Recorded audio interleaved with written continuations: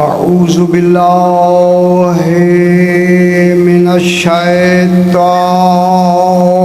الرجیم بسم اللہ الرحمن الرحیم الحمد للہ رب العالمین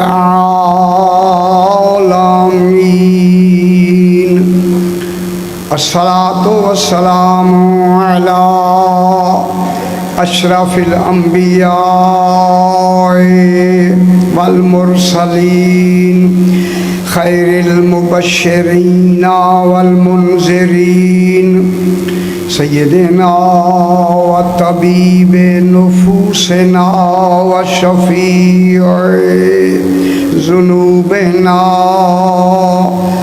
ابی القاسم محمد و آلہ الطیبین الطاہرین المعصومین صلوات اللہ علیہم اجمعین اما بعد بسم اللہ الرحمن الرحیم والشمس والضحاها والقمر اذا تلاها والنہار اذا جلاها سلام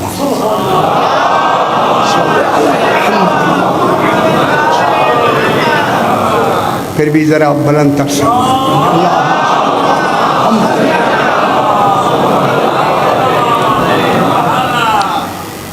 میں نے آپ کے سامنے 30واں پارہ سورہ الشمس کی، جس کا نام سورہ الشمس ہے۔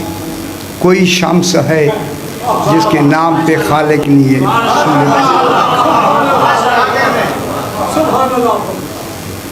انشاءاللہ یہ 14 دن اسی آیہ کریمہ کے تحت ہم بیان کرتے رہیں گے کہ اب وہ زمانہ نہیں ہے کہ ہر شے حجاب میں رہے۔ انشاءاللہ میں چاہتا ہوں کہ محمد و آل محمد کی جو حقیقتیں پوشیدہ ہیں وہ اب پوشیدہ نہ رہے، نمایاں ہو جائے۔ یہ مضامین بہت مشکل بھی ہوتے ہیں اور سمجھنے بھی ہوتے ہیں۔ یہ جلدی گزر جانے والے مضامین نہیں ہیں کہ آپ جلدی سے گزر جائیں، بلکہ انشاءاللہ میں کوشش کروں گا کہ ہر مضمون بالکل اپنے اپنے معیار کے مطابق، اور یہ سمجھاتے ہوئے کہ 14 اللہ نہیں ہیں، مگر ان کے بغیر اللہ سمجھ میں آتا بھی نہیں۔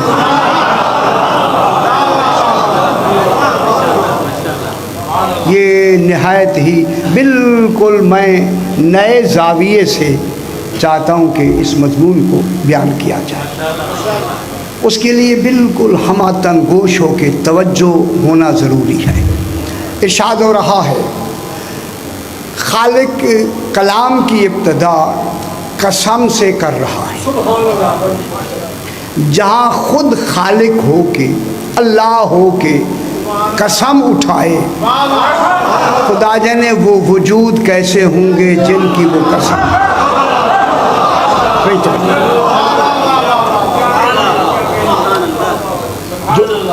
جو اللہ خود اللہ ہو کے بھی جن کی قسم کھائے گا، ان کو ڈھونڈنا ہے کہ وہ وجود کون ہے۔ ظاہر میں کن کی لفظ ہیں، حقیقت میں کون۔ اب خالق قسم سے ابتدا فرما رہا ہے، فرمایا کہ والشمس سے قسم ہے شمس کی۔ شمس ایک اسم ہے، اسم۔ قسم ہے سورج کی۔ بہت سے حضرات نے اس کا ترجمہ سورج کیا ہے، پھر ہم تشبیہات و استعارات میں آئیں گے۔ सूरज की कसम, कोई तो सूरज है, क्योंकि नाम जो सूरज शम्स रखा है, सूरज तो है, जिसके नाम पे अब ये देख रहे हैं कि यही सूरज है या कोई और सूरज। वो कौन है सूरज जिसकी खालिक कसम खा रहा है कि कसम है शम्स की, और सिर्फ सूरज की कसम नहीं, शम्स की कसम नहीं, वज़ुहाहा, उसकी रोशनी की भी कसम है। जिसकी रोशनी लाए के कसम हो, वो वजूद कैसा हो। तो जो कसम है शम्स की और ज़ुहाहा, ये कमाल है कसम में कि वजूद की भी कसम और कमाल की भी कसम। लगता ऐसे है जैसे वही वजूद है वही कमाल है। अभी बहस करेंगे। कसम है शम्स की और उसकी रोशनी की, और दूसरी कसम है वल कमरे इज़ा तलाहा, और कसम है चाँद की जो उस सूरज के पीछे पीछे बिला फासला था। और अब ढूंढना है कि वो सूरज, वो चाँद कौन है। वल कमरे इज़ा तलाहा, कसम है उस चाँद की जो उस शम्स का ताली बन के आता है। ते अलिफ लाम ली ताली कहते हैं, पीछे पीछे बगैर फासले के आना। यानी जब से शम्स होगा बिला फासल उसका वजूद मौजूद होगा, और जब से वो होगा तब से कमर भी होगा। नाम वो सूरज के नाम से होगा और ये कमर के नाम से होगा। और उसके बाद फरमाया वन्नहारे इज़ा जल्लाहा, कसम है दिन की। खुदा जाने वो दिन कैसा है। कसम है दिन की, कोई है दिन, सुभान अल्लाह। कसम है दिन की इज़ा जल्लाहा, जब वो दिन, ये दिन नहीं है कि कहीं रात भी हो, ये रात और दिन वाली दिन नहीं है। इज़ा जल्लाहा, जब वो पूरे आलमीन को रोशन कर दे। और ये फरमा रहे ढूंढेंगे वो दिन कौन सा। अगर यहाँ आज दिन है रात है तो कहीं दिन है, कहीं दिन है कहीं रात है, मगर ये वो दिन है जब दिन है फिर रात नहीं है। वे ढूंढे वो दिन कौन है। ठीक है, कौन है दिन जिनकी कसम खालिक खा रहा है, और कौन है वो चाँद की खालिक कसम खा रहा है, कौन है वो सूरज जिसकी खालिक कसम खा रहा है। बस यहीं से मैं बात को शुरू करते हैं, इंशाअल्लाह 14 दिन बाद शुरू होगी। ऐ अल्लाह, अगर यही चाँद है, यही सूरज है जिनकी तू कसम खा रहा है, अगर यही सूरज मुराद हैं, जिन सूरजों को गहन लगता है, गहन लगने वाले सूरज की कसम नहीं हो सकती।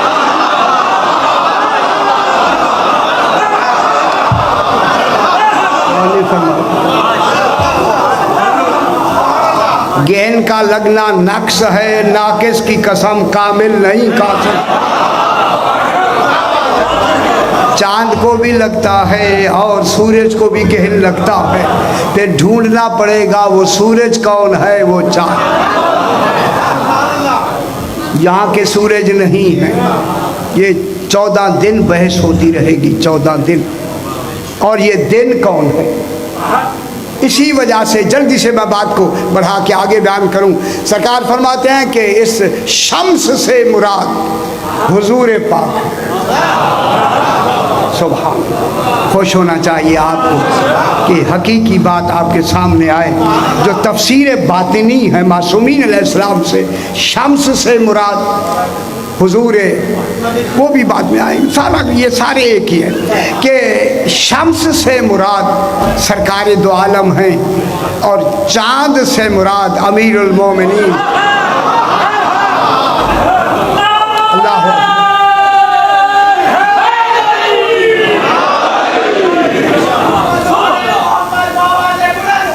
अल्लाहुम्मा सल्ली अला मुहम्मद व आले मुहम्मद।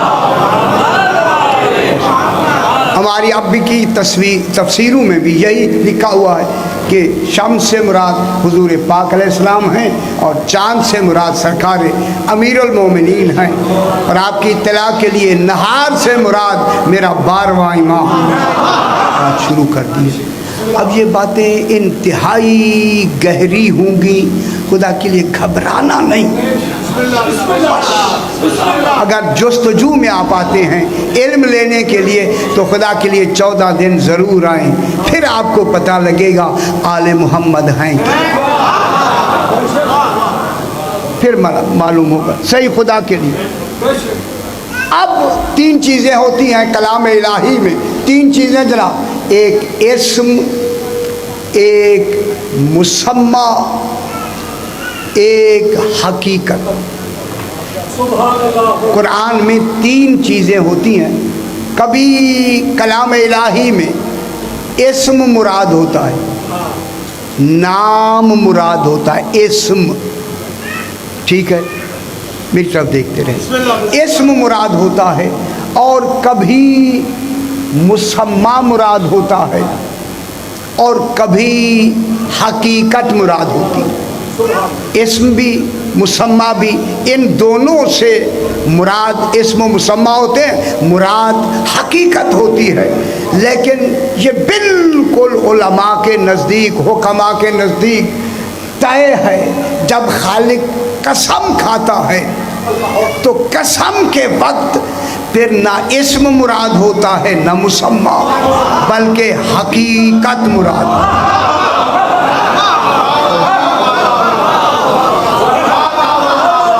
जब भी वो कसम खाता है वहाँ ना इस्म मुराद होता है ना मुसम्मा मुराद होता है। उन नाम, इस्म और मुसम्मा से मुराद क्या होती है? हकीकत, ठीक है। फिर हर वजूद की 3 किस्में हैं।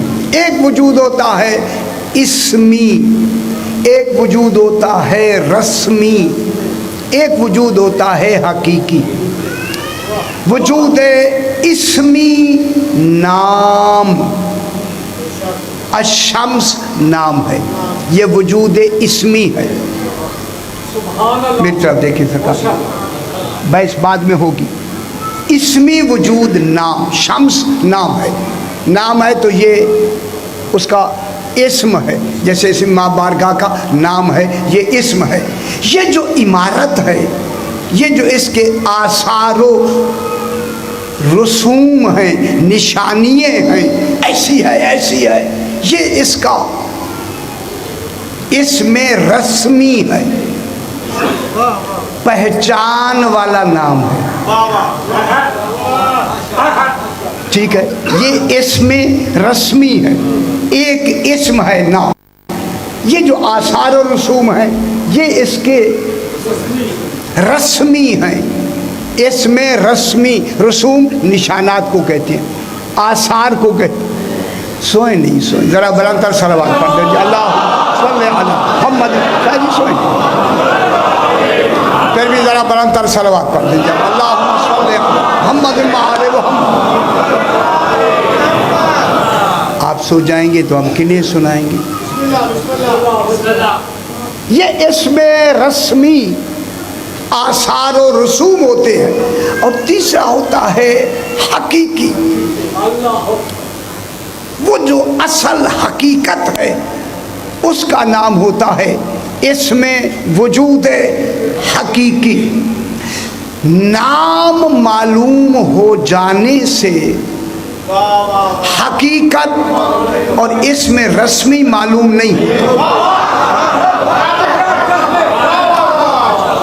अगर आपको नाम मालूम है तो नाम मालूम होने से, ये नाम मालूम होना इसमें रस्मी और इसमें हकीकी को मुस्तलज़िम नहीं होता, कि ज़रूरी नहीं कि नाम से وہ بھی معلوم ہو جائے۔ جناب ابراہیم علیہ السلام کے پاس فرشتے آئے، جبریل و میکائیل آئے، سرکار نے ان کے لیے ایک بچڑا ذبح کیا ہے نا، ان کے لیے کھانا تیار کر کے ان کے آگے رکھا، تو اب انہوں نے کھانے سے ہاتھ نہیں بڑھایا۔ فَأَوْجَسَ مِنْهُمْ خِیفَةً، سرکار نے کچھ محسوس کیا، خدا جانے یہ دوست ہیں یا دشمن ہیں۔ انہوں نے کہا ہم کھانا کھانے والے نہیں ہیں، وَبَشَّرُوهُ بِغُلَامٍ عَلِيمٍ، ہم تمہیں بشارت دینے آئے ہیں ایسے بچے کی جو علیم ہوگا۔ اب نام تو جناب جبریل و میکائیل کا جناب ابراہیم کو معلوم تھا، لیکن اسم کے معلوم ہونے سے حقیقت و اسم رسمی معلوم نہیں ہوتا۔ توجہ فرمائیں، جب نہیں ہوتا تو اب معلوم ہوا اگر اس میں حقیقی معلوم ہو جائے، چونکہ اس میں حقیقی وجود میں نہیں آ سکتا جب تک کہ رسوم و اسم اس کے ساتھ نہ ہو۔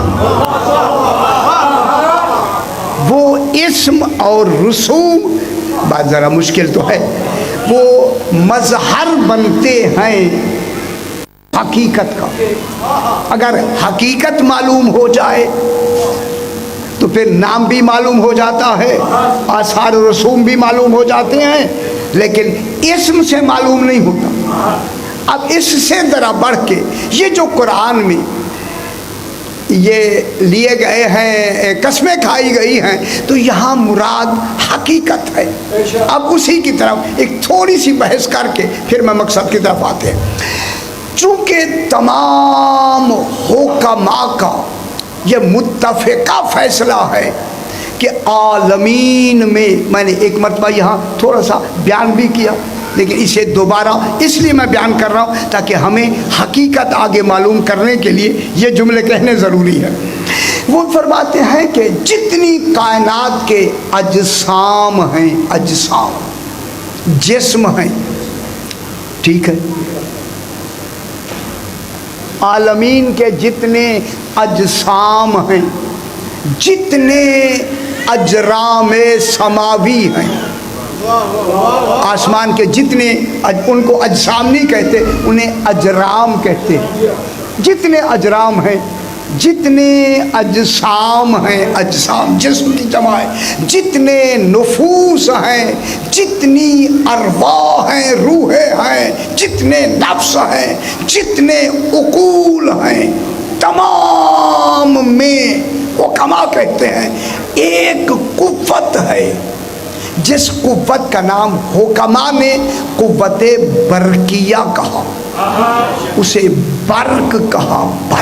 برق کے معنی بجلی، ماشاءاللہ آپ کو آتا ہے، انہوں نے اسے قوت برقیہ کہا، اور علماء نے اسے نور کہا، فلسفیوں نے اسے حرارت کہا۔ جیسے جیسے ان کی صلاحیت علمی تھی انہوں نے اس کا نام رکھا، قوت برقیہ، حرارت، نور۔ وہ کہتے ہیں کہ ہر جسم میں، ہر اجرام میں، ہر نفس میں، ہر روح میں، ہر عقول میں ایک قوت برقیہ ہے۔ جو قوت برقیہ اسی شے، ہر شے کو حرکت دے کر کمال ذاتی تک پہنچا کے صفات کمالی تک اتمام کر دیتی۔ اب اتمام کو ابھی نہیں سمجھیں گے، میں بیان کروں گا۔ یعنی کمال ذاتی تک پہنچا کے اسے کمال صفاتی پر جا کے تمام کر دیتی۔ یعنی وہ قوت برقیہ ہر شے میں موجود ہے، جو اصل مابہل وجود ہے، مابہل حیات ہے، مابہل قوام ہے، وہی شے ہی اصل ہر شے کا وجود ہے، وہی شے ہر شے کی اصل حیات ہے۔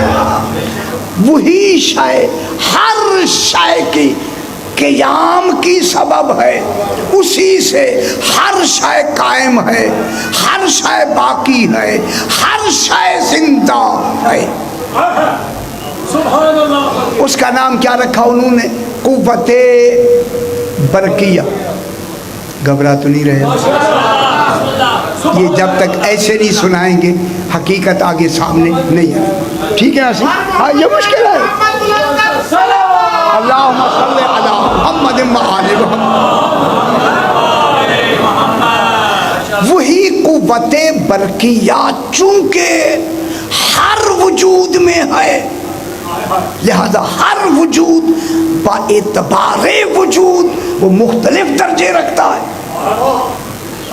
ہر وجود کا اپنا اپنا درجہ ہے۔ تو یہ درجے چلتے چلتے ایک ایسے کمال پر جا کے ختم ہوں گے کہ جن کے آگے کوئی درجہ نہ ہو۔ یہ درجے چلتے چلتے کہاں پر پہنچیں گے؟ ایک ایسے کمال پر جس کے آگے کوئی درجہ نہ ہو۔ اب جس کے آگے کوئی درجہ نہ ہو وہی اول مخلوق کہلائے گی۔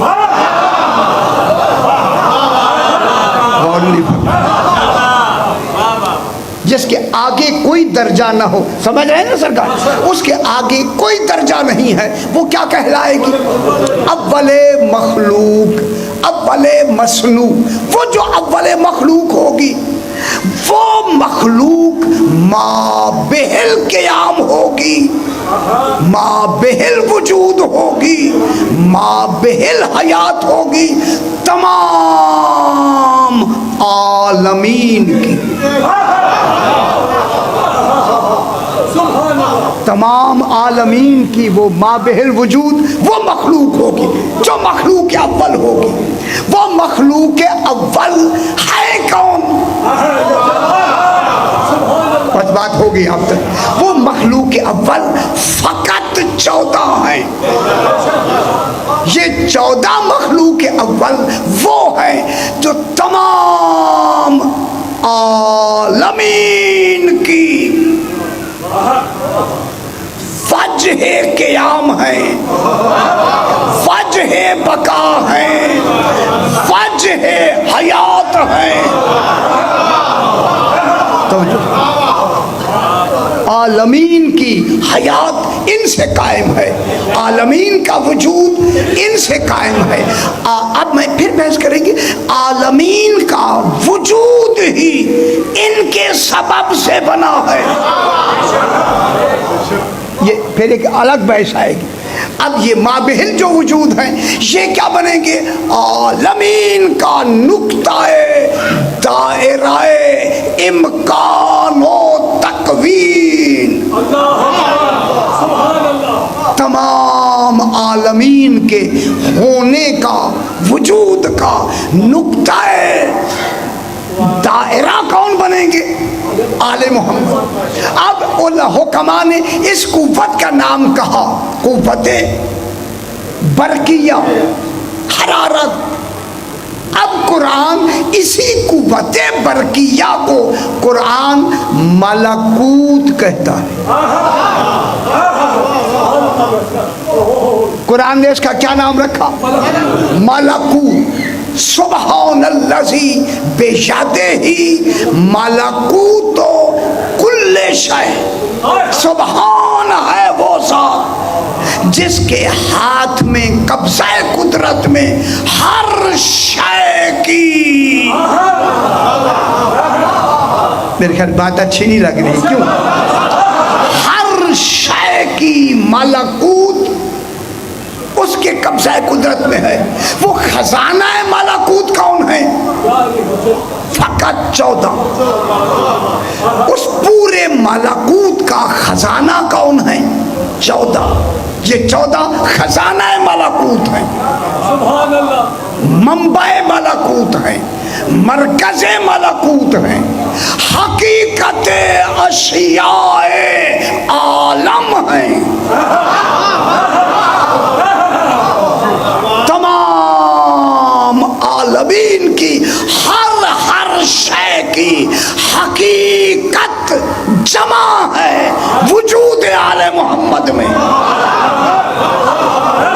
میں بہت بڑی بات کر رہا ہوں. جب ہر شے کی حقیقت ان کے وجود میں جمع ہے تو یہ مرکز حقیقت اشیاء ہیں. جب یہ حقیقت اشیاء ہیں، اب جو شے ان سے کمال لے کے زیادہ آگے فیض پہنچا رہی ہوگی، خالق نام اس کا لے گا، مراد ان کو لے گا.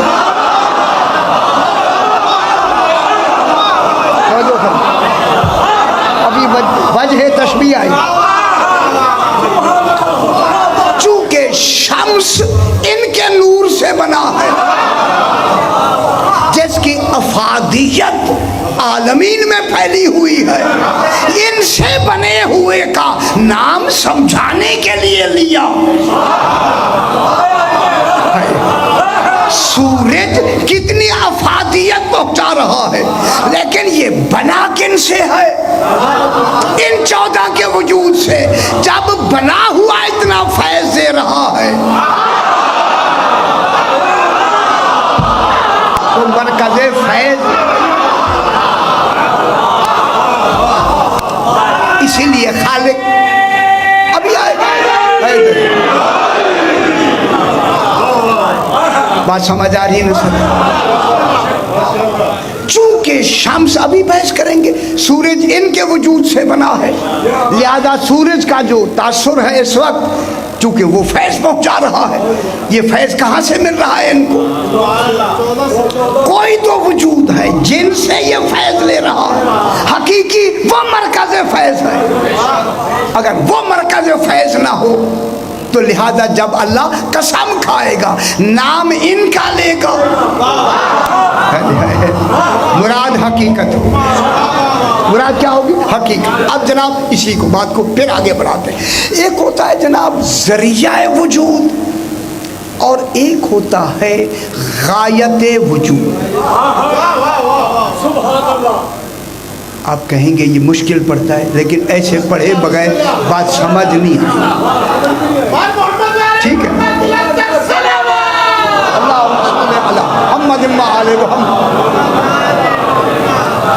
ایک ہوتا ہے، آسان کرتے، ذریعہ وجود اور ایک ہوتا ہے غایت وجود. لیکن جناب ذریعہ وجود وہ ہوتا ہے جیسے وجود بنتا ہے، وہ ہوتا ہے ذریعہ وجود. جن کے لیے وجود بنتا ہے وہ ہوتا ہے غایت وجود. ذریعہ وجود، یہ جو درخت ہے، درخت کا ذریعہ وجود کیا ہے؟ بیج سے. زمین بھی ایک ذریعہ ہے، لیکن اصل صرف زمین اور بیج نہیں ہے تو درخت کیسے نکلے گا؟ ٹھیک ہے، زمین سے وہ غذا لیتا ہے، وہ بھی ذریعہ وجود ہے، لیکن اصل ذریعہ وجود بیج ہے. پانی بھی ذریعہ وجود ہے، دونوں مل کے، مٹی اور یہ مل کے اسے غذا دیتے ہیں، یہ ذریعہ وجود ہے. لیکن اصل ذریعہ وجود کیا ہے؟ بیج. تو بیج کیا ہوا؟ درخت کا ذریعہ وجود. اس درخت کا غایت وجود کیا ہے؟ یہ درخت خالق نے، یہ ساری چیزیں خالق نے کس کے لیے بنائی ہیں؟ انسان کے لیے نا. خلق لکم ما فی الارض جمیعا، وہ ہے جس نے سب کچھ انسانوں تمہارے لیے بنایا ہے. یہ درخت کا ذریعہ وجود کیا ہے؟ بیج. غایت وجود کیا ہے؟ انسان. بات سمجھ آئی یہاں تک؟ ذریعہ وجود بیج، غایت وجود انسان. انسان کا ذریعہ وجود والدین. غور نہیں فرما. یہ علم منطق فلسفے میں ویسے ہوتی ہے. یہ جو انسان ساری شے بنائی انسان کے لیے، ہر شے غایت بنی. انسان ہر شے کی غایت انسان ہے. انسان کی غایت کیا ہے؟ انسانوں کو کیوں بنایا؟ اب انسان کا ذریعہ وجود ہے والدین. ہمارا ذریعہ وجود کون؟ انسان. آنکھ اول مخلوق ہے، اعلیٰ مخلوق ہے خالق کی. اس انسان کا ذریعہ وجود کون ہے؟ والدین. غایت وجود کون ہے؟ محمد والے محمد. غور نہیں فرماتے. اللہ نے والدین کو ہمارا ذریعہ وجود بنایا. غایت وجود ہیں محمد والے محمد. پہلے ہم انہیں پہچانیں گے. صحیح توجہ فرمائے. میں بہت بڑی بات میرے صاحبان علم تشریف رکھتے ہیں. اللہم صلی علی محمد وآل محمد. میرے آپ بھائی بزرگ تشریف فرما ہے. دیکھیں ہمیں اللہ اپنی توحید منوانا چاہتا ہے. ہم توحید کو مقام توحید ہم نے دینا ہے ماننے میں. ماننے میں ہم نے توحید کو وہ مقام دینا ہے جو توحید اپنے لیے ہم سے منوانا چاہتا ہے. لیکن وہ منوانا ہم ڈائریکٹ مان نہیں سکتے اسے. لہذا اللہ نے اپنے اس مقام توحید کو منوانے کے لیے آل محمد کو بنایا. ان کو ہم وہ مقام دیں گے جو ان کا مقام ہے. محمد و آل محمد علیہ السلام کو ان کا ہم مقام دیں گے تب مقام توحید تک پہنچیں گے. اگر ہم انہیں ناقص مانیں گے تو مقام توحید کہاں ہوگا؟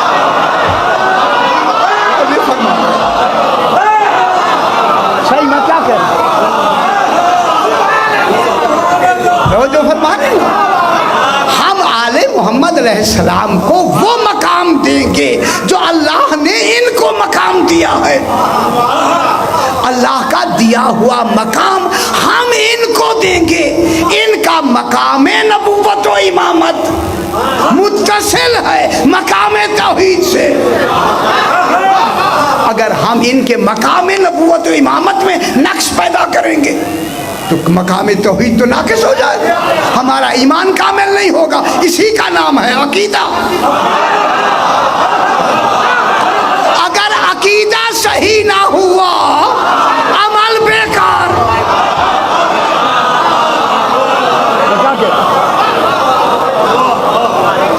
اور تو عقیدہ بہتر ہمارا بابا تب ہوگا جب ہم آل محمد کو مقام دیں گے نہ کہ اللہ کو. عقیدے کا تعلق اللہ سے بعد میں ہے, پہلے آل محمد سے.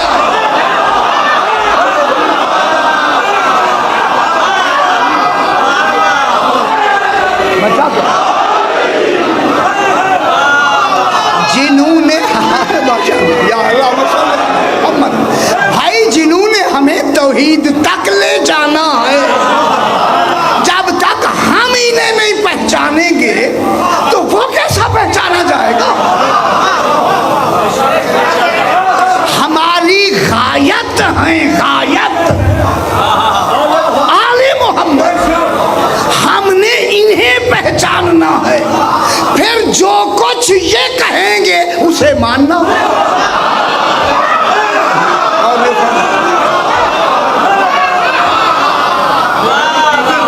توجہ فرما رہے. ہم نے انہیں پہلے ان کا مقام دینا ہے, پھر ان کے مقام کے بعد مقام توحید خود بخود ہو جائے. ٹھیک ہے. اسی وجہ سے اب ہم نے دیکھنا ہے جب یہ 14 ہیں تو اب ان 14 کو جو اللہ نے بنایا ہے ان کی بھی دو پہلو ہیں. ایک ہے ان کا وجہ خلقت, ایک ہے ان کا وجہ بیست. میں کیا کہہ رہا ہوں, صحیح توجہ فرمائیں. یہ عام بات نہیں ہو رہی.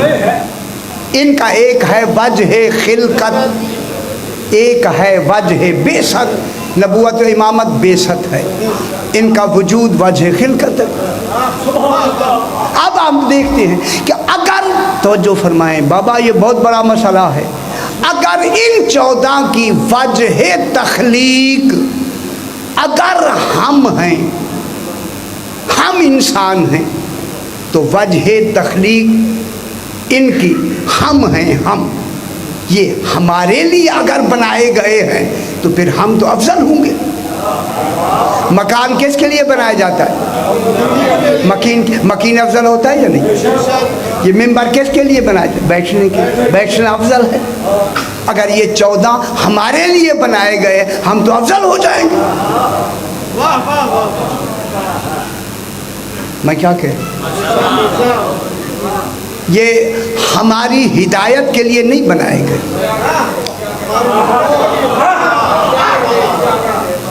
توجہ فرمائیں، یہ دنیا نے سمجھا نہیں ہے۔ ان کی جو، میری طرف دیکھیں بھائی، میری طرف دیکھیں، ان 14 کی جو وجہ خلقت ہے وہ دین و شریعت نہیں ہے۔ ہدایت دینے کے لیے پیدا نہیں کیے گئے، خالق نے انہیں بنایا ہے، پیدا کیا ہے اپنے لیے۔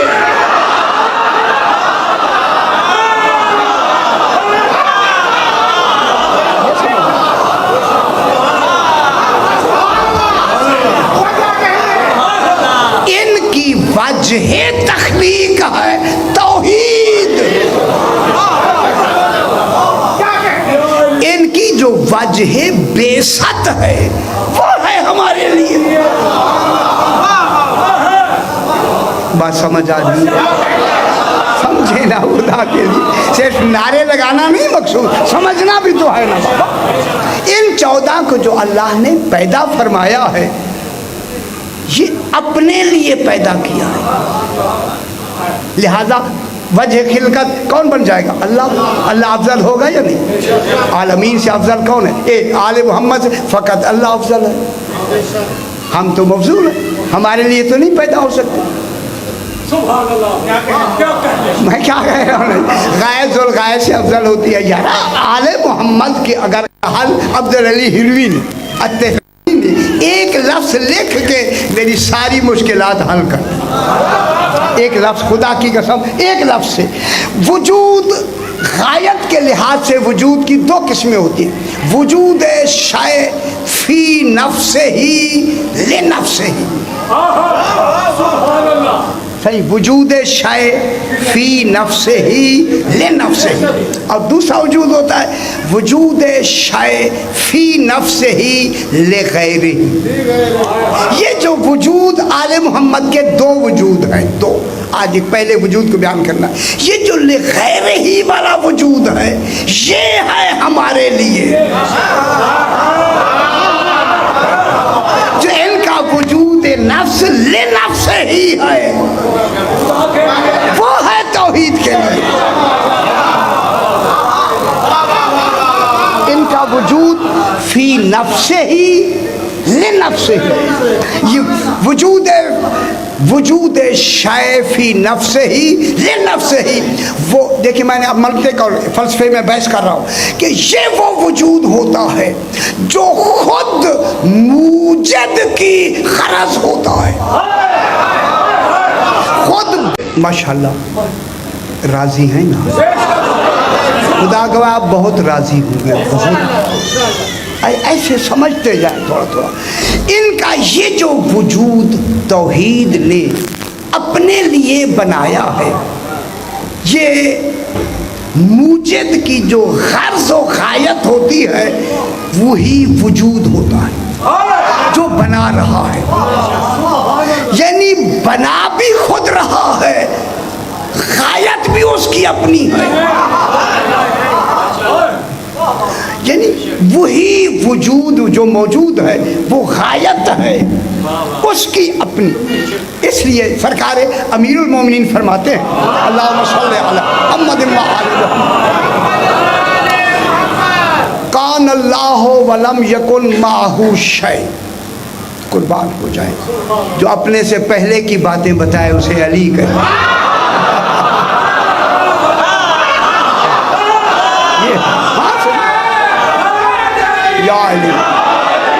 جو بننے سے بھی پہلے باتیں بتائیں، یار بیان کریں گے، جو بننے سے بھی پہلے کی باتیں بتائے اسے علی کہے۔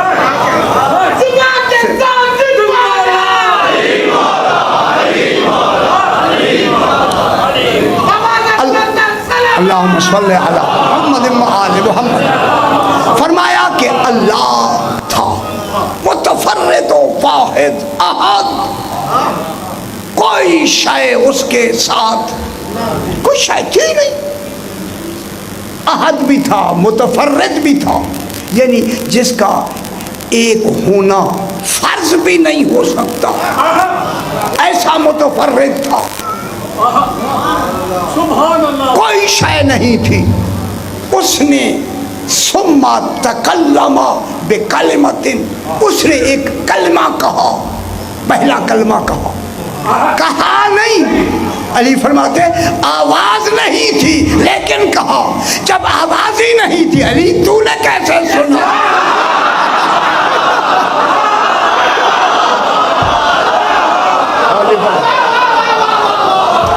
میں کیا کہتا ہوں؟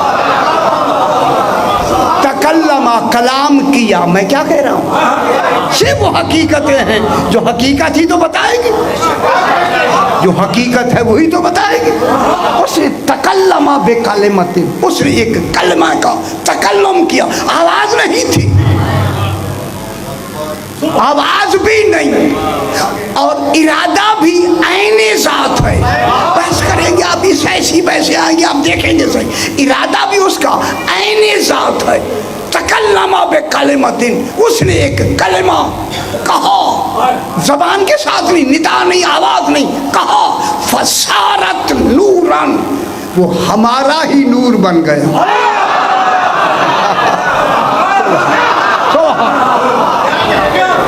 ہمارا نور مجرد بنا، نور بسیط بنا، وہ جسم اور نفس اور بدن سے مرکب نہیں تھا۔ میں سے ایک لفظ کہوں جو فلسفی جین اور منطقی جین نے، اس اخلاقی جین نے اسے کہا، جواہر مفارقہ، ہر شے سے دور جوہر تھا ہمارا وجود، جو ذات اور فعل میں مادے سے بے تعلق تھا۔ کون نہیں فرما رہے؟ یعنی ذات بھی تھی، مادی نہیں تھی۔ میں کیا کہہ رہا ہوں؟ ذات تھی، ذات، مادی بھی نہیں تھی۔ پھر ذات تھی، مادی نہیں تھی، فعل تھے مگر وہ مادے کے محتاج نہیں تھے۔ ان کی ذات مادی نہیں، پھر افعال مادی کہاں ہوں، مادے کے محتاج نہیں ہے۔ توجہ فرمائیں، ان کا جو اولین جسم جو اللہ نے وجود اپنے لیے بنایا ہے، وہ جسم روح سے مرکب، بدن سے مرکب نہیں ہے، وہ ایک نور مجرد تھا۔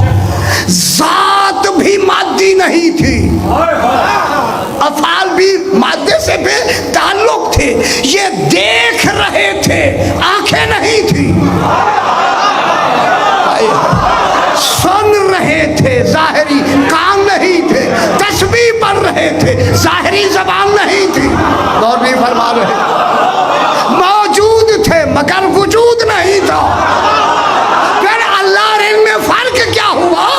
وہ بنانے والا تھا، یہ بننے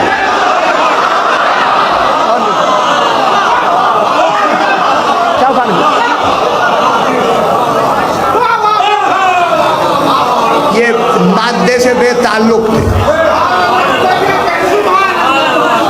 میں کیا کہہ رہا ہوں؟ بھائی باتیں چاہیں گی نا یار، وہ بہانے دینا۔ یہ جو ان کا وجود اولی ہے، یہ جو وجود ہے، یہ وجود معلول ہے جس کی اللہ علت ہے۔ پھر ماننا پڑے گا آل محمد کا وجود نطفوں سے نہیں بنتا۔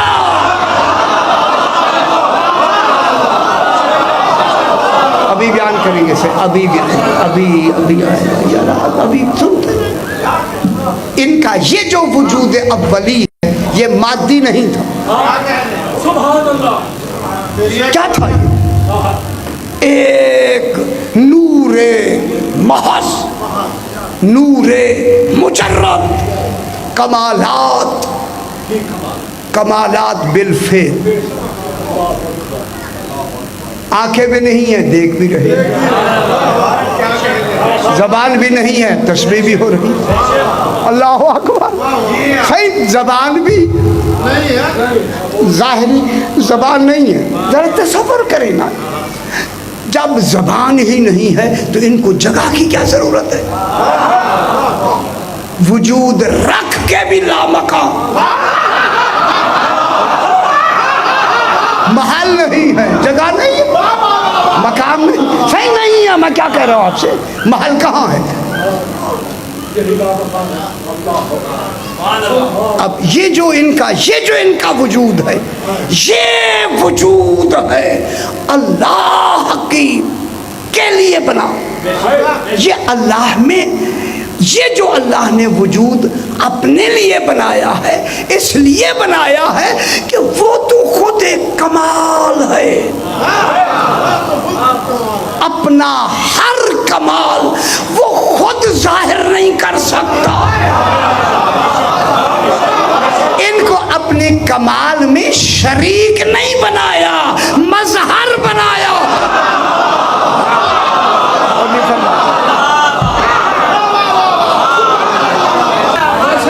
ठीक है,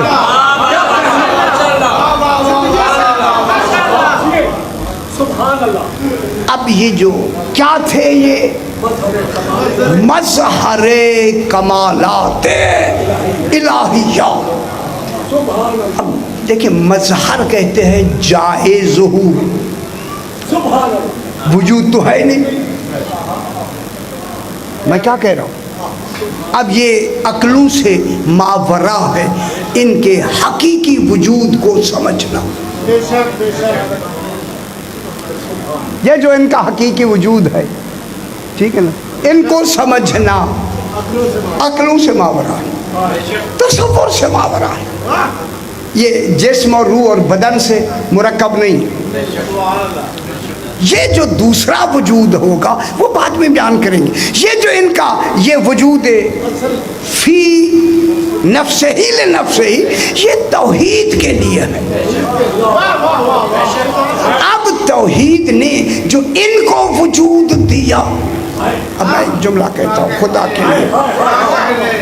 शाह जी अब तवज्जो, ये निहायत समझ कि जब अल्लाह खुद इस बात में नूर है, कोई नूरानी शय नहीं, तो ये नूर कैसे बने?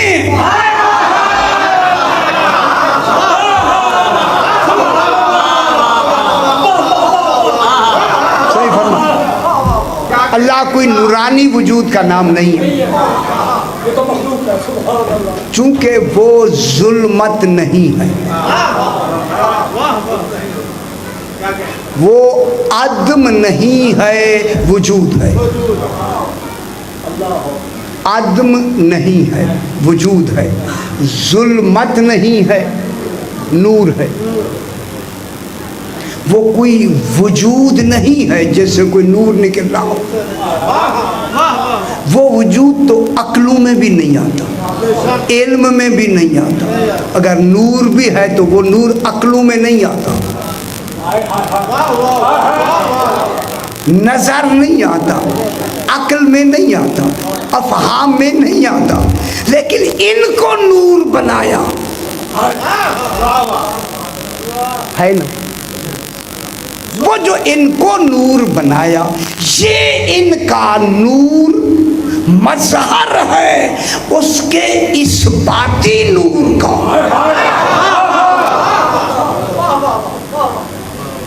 अच्छा जी, मैं क्या कह, और उसका जो असल वजूद है क्या?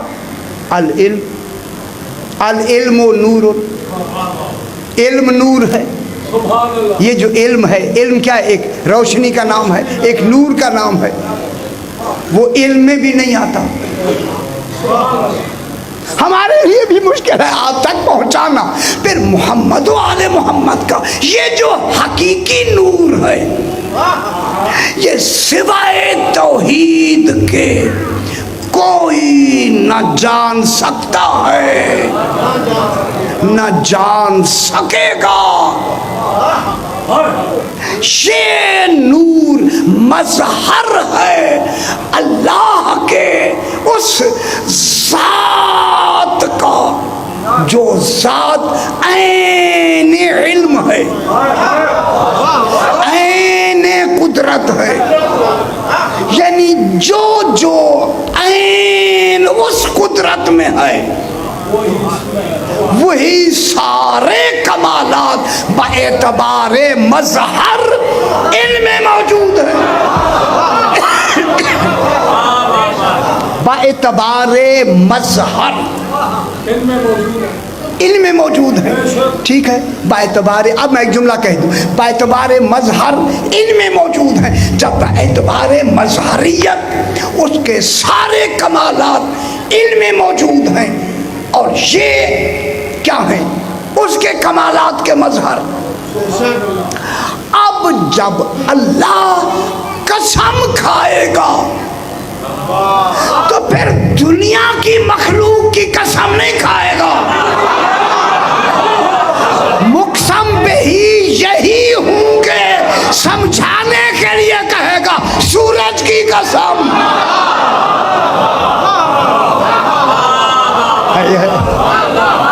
صحیح توجہ، یہ کیوں کہے گا؟ سمجھانے کے لیے، چونکہ سورج، بعد میں کل بیان کریں گے، چونکہ سورج ان کے وجود سے بنا، ان کے وجود ہے، پھر وجود جو دوسرا وجود آتا ہے وہ کل بیان کریں گے، ان کے وجود، ان کا جو اصلی وجود ہے یہ کیا ہے؟ خالق کے لیے، خالق ان کا کی علت ہے، یہ معلول ہے، اور اللہ بھی ان کی علت تامہ ہے۔ جب علت تامہ ہے تو علت تامہ میں شرط یہ ہے کہ جب سے علت تامہ ہو، معلول کے وجود میں تاخیر ہو تو پھر علت ناقصہ ہو جائے۔ میں کیا کہہ رہا ہوں؟ اگر اللہ نے کامل کہلانا ہے تو پھر جب سے ہے تب سے عالم ہے۔ اگر ایک لمحے کی تاخیر ہو جائے، لمحے کی سے، تو علت کیا بن جائے گی؟ علت ناقصہ ہو جائے گی، تامہ نہیں رہے گی۔ تو تامہ کون سی علت ہوتی ہے؟ جب سے تامہ ہو تب سے معلول ہو، معلول کا وجود تو معلوم ہو گیا آل محمد علیہ السلام کا جو وجود اول ہے، اس سے پہلے زمانہ نہیں ہے۔ اور نہیں فرمایا، چونکہ معلول اور علت کے درمیان میں اگر زمانہ آ گیا تو خود علت ناقصہ ہو جائے گی۔ یہ اللہ کی اپنی کمال کی مجبوری ہے کہ درمیان میں زمانہ نہ لائے، انہیں زمانے سے پہلے بنائے تاکہ یہ امام زمانہ کہلائے۔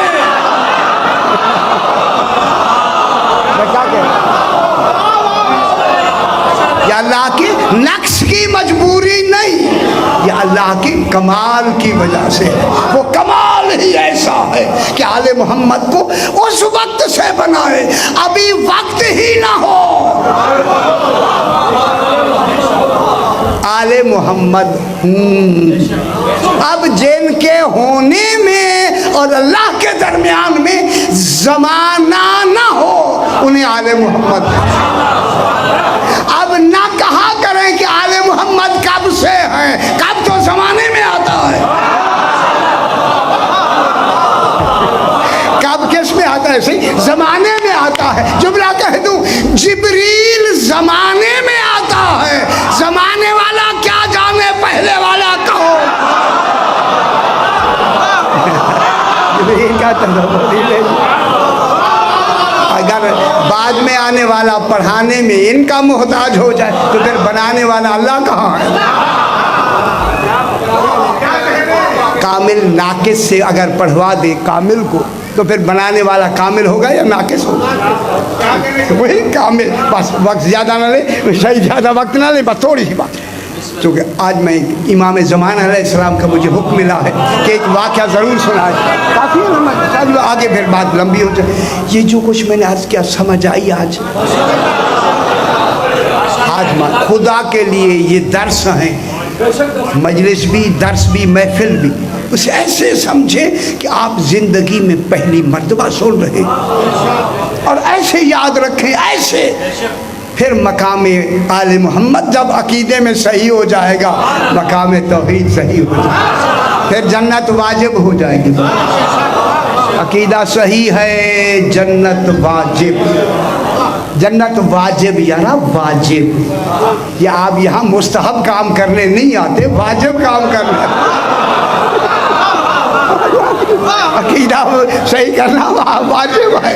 बस ये मोहम्मद काज़मी कहते हैं कि मैं, ये शेख मुर्तज़ा अंसारी जो रसाइल मकासिद के उस्ताद भी थे, उनके ये शागिर्द हैं। ये फरमाते हैं कि मैं नजफ़ अशरफ में हूँ, ख़याल आया कि क्यों ना इमाम ज़माना से मुलाकात की जाए। अल्लाहुम्मा सल्ली अला मुहम्मद व आले मुहम्मद। चल, ये कहते हैं कि मैंने इमाम ज़माना अलैहिस्सलाम के लिए बड़ी कोशिश की मगर मुलाकात नहीं हुई। आखिर में मस्जिद साला में आया और वहाँ भी मैंने बहुत कोशिश की मगर वो मुलाकात ना हुई। मुझे किसी ने कूफे में कहा कि एक आदमी है जो सब्ज़ी बेचता है कूफे में, वो इमाम ज़माना से मुतवस्सिल है। मैंने कहा कि उससे रब्ता करूँ। अब उससे राब्ते के लिए मैं गया और उससे देखा, उसके साथ रहो रस्म पैदा किए, दुकान पे गया, कोई चीज़ ख़रीदी, बैठा, ऐसा ऐसा मरासिम हो गए। एक दिन जो मैं मस्जिद साहला में आया तो उससे उन्होंने मुझे बताया कि मेरी इमाम ज़माना अलैहिस्सलाम से मुतवस्सिल है। मैंने कहा ऐसा पूछूं तो कैसे पूछूं? ये कहता है कि मैं जब मस्जिद साहला समझती है ना, वहाँ शबे बुध को इमाम ज़माना की आमद होती है, कहता मैं इत्तेफाक से वहाँ गया तो ये मुझे मिल गए, ये साहब मुझे मिले। जब मिले तो मैं बड़ा खुश हो गया कि इनसे जो बात मैंने पूछनी है वो भी पूछ लेते हैं। वो मस्जिद सारे फारे हो गए, मस्जिद कूफा में आए। जब मस्जिद कूफा में आए हमने अमल शुमल कर लिए, करके मैंने उन्हें कहा आपको इमाम ज़माना से मुलाकात कैसे हुई? अच्छी बात है, कैसे मुलाकात हुई? वो फरमाते हैं कि भाई ऐसे हुई कि मैं बड़ी तलब में था कि इमाम ज़माना अलैहिस्सलाम से किसी तरीके से मुलाकात हो जाए। एक दिन मंगल के दिन मैं अपने घर से निकला कि शबे बुध वहाँ मस्जिद साला में जाना है। इंतहाई बारिश, सख्त सर्दी। मैं मस्जिद साला में मगरिब की गुरूब हुआ तो मैं मगरिब में पहुँचा। जब मैं गया तो मगरिब में कोई आदमी नहीं, बिल्कुल कोई बशर नहीं। मैंने कहा जल्दी जल्दी मैं मगरिब की नमाज़ पढ़ लूँ। अब तो कूफा ज़रा, ये कूफे से हट कर थी, आबादी से ज़रा दूर, 2-3 मिनट और ज़हमतें इंशाअल्लाह तमाम होती हैं। तो ये कहते हैं कि मैं वहाँ गया तो कोई आदमी नहीं, लेकिन मैंने कहा अच्छा जल्दी जल्दी मैं मगरिब की नमाज़ पढ़ लूँ और इशा की बाकी ताक़ीबात मस्जिद कूफा में, वहाँ तो आबादी है। ये कहता है कि मैं अभी पढ़ ही रहा था तो मैंने महसूस किया कि रोशनी हो गई और वहाँ चिराग भी नहीं है, रोशनी चिराग से भी ज़्यादा है। मगर मेरे ज़हन में गुमान में मैंने ख्याल किया अच्छा है कोई ज़ायरीन आ गए हैं, लिहाजा चलो रौनक हो गई। जब मैंने जल्दी फारिग हुआ तो मैं उन्हीं की तरफ गया तो मैंने देखा ज़ीशान इंसान है जो इबादत में मशहूर है। खुदा के लिए जिनका इमाम इबादत करने वाला हो, मानने वालों को इबादत करना ज़रूरी है, इबादत से दूर न जाएं खुदा के लिए, ठीक है। मैंने देखा एक ज़ीशान इंसान इबादत में मसरूफ़ है, मगर करीब गया, मैंने भी जो पढ़ना था वो फिर मैंने भी शुरू कर दिया। ख़याल आया अगर ये मेरे साथ मस्जिद कूफा चले तो बहुत अच्छा है। अब उनके ख्याल में था कि ये कोई अरबी है, वो आए हैं। ये कहता जो ही मैं फारिग हुआ तो उन्होंने कहा अच्छा, ये भी फिर भी नहीं समझे, अच्छा तुम्हारा इरादा है कि मैं तुम्हारे साथ मस्जिद कूफा चलूँ? ये कहते मेरे दिल की बात, हाँ सही, मैं तो आपको चाहता हूँ कि चले। अच्छा, अब जो हम बाहर निकले बारिश हो रही थी लेकिन एहसास ही नहीं कि बारिश हो रही है, नहीं हम जा रहे हैं, बिल्कुल जगह साफ, ना कोई बारिश का इम्कान है, खुश्क बिल्कुल। चलते चलते हम मस्जिद कूफा में आए। अब जो ही हम मस्जिद कूफा के दरवाजे में आए तो मैंने दस्तक दी, अंदर से कहा कौन है? वो जो अंदर थे आदमी, उन्होंने कहा हम आए हैं ज़ायरीन हैं। उन्होंने कहा इतनी अब उसने मुझे, चूँकि मैंने दरवाज़ा कर है, इतनी सख्त बारिश में आए हो, इतनी सर्दी ठंडी हवा चल रही है। मैंने कहा कहाँ है बारिश, यार कहाँ है हवा। अब जो उसने दरवाज़ा खोला, जो ही मैंने कदम रखा, पलट के देखा तो वो है ही नहीं। अब वही बारिश भी हो रही है, सर्दी भी जारी है और हवा भी चल रही है। उस वक्त मैंने अपनी कोताही में कहा, काश कि इतनी रास्ता मैंने जिसके साथ तय किया है, यकीनन ये मेरा इमाम ज़माना है। उनकी वजह से, यही वजह है कि जब बारिश होती है तो इमाम, बारिश होते हुए निशानी है, बारिश हो रही हो तो इमाम भीगता नहीं है। खुदा जाने बारिश भी हो रही है और जिस्म में भी बारिश नहीं पड़ रही, जो ऐसा जिस्म रखे उसी को इमाम कहते हैं। परवरदिगार बदफैल मोहम्मद वाले मोहम्मद।